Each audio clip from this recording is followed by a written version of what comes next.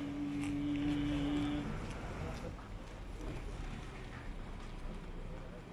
بسم الله الرحمن الرحيم اقرأ باسم ربك الذي خلق خلق الإنسان من علم اقرأ وربك الأكرم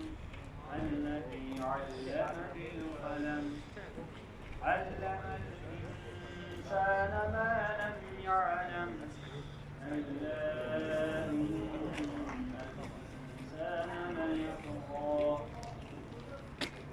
أن رآه استغنى إن إلى ربك الرجعى أرأيت الذي ينهى عبدا إذا صلى أرأيت إن